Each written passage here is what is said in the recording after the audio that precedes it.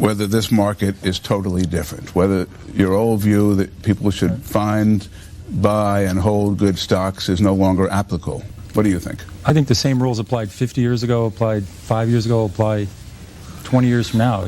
First of all, you have to know what you own, whether it's a fund or a stock, and you have to have a reason for it.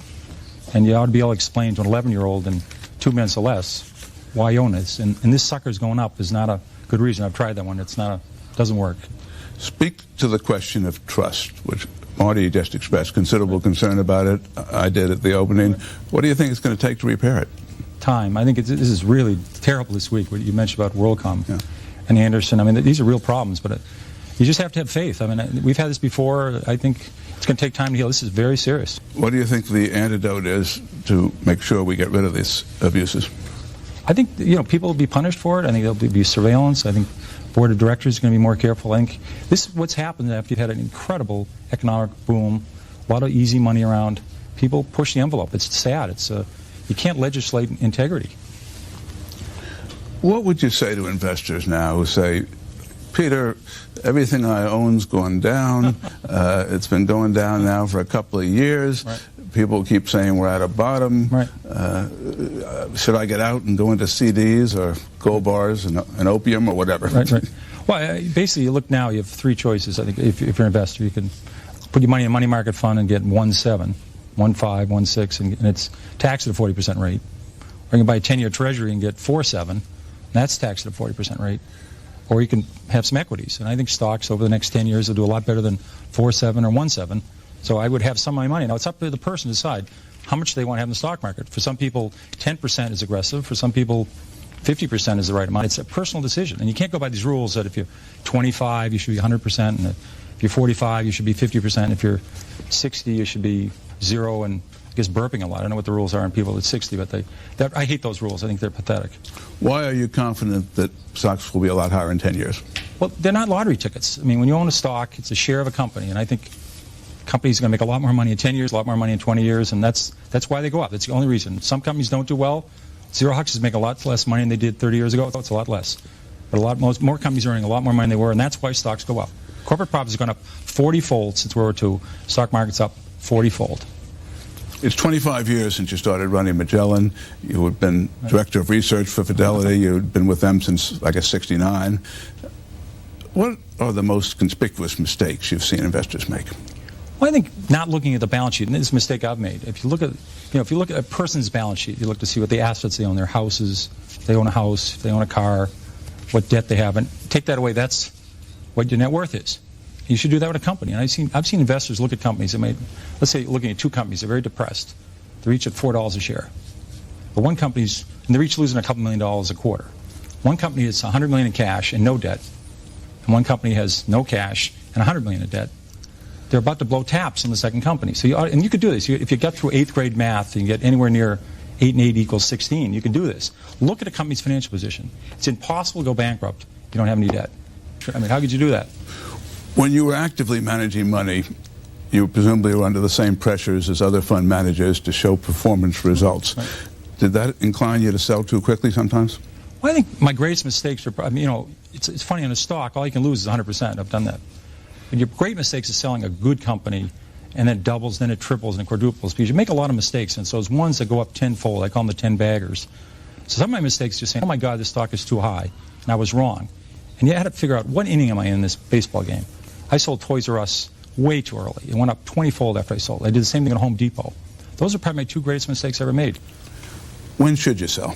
Well, you ought to find out why you bought a stock. If you're saying if it's a cyclical company and they're doing poorly and they're doing awful, you wait till things are getting better and they're doing terrific, and then you sell it.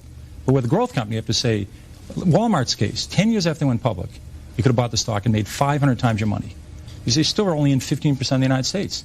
And they could say, why can't they go to 17? Why can't they go to 19? Why can't they go to 23? So for the next 4 decades, they went around the country. So you have to say to yourself, in this stock, I have a 10-year story, a 20-year story. You ought to be able to write that down and follow that. That's what I do with the company. And that's your decision. That's how you sell it.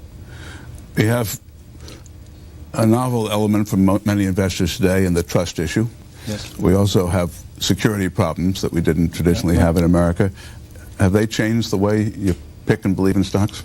No, you still buy a company, and you buy a company to grow. and if it's a textile company or it's an electronics company or a software company, you better understand what they do. And if they do well, the stock will do well, no matter what happens to the market. If the Dow Jones today was 1,000 or 500, you would have made a lot of money in McDonald's. You would have made a lot of money in Johnson & Johnson. You would have made a lot of money in Gillette.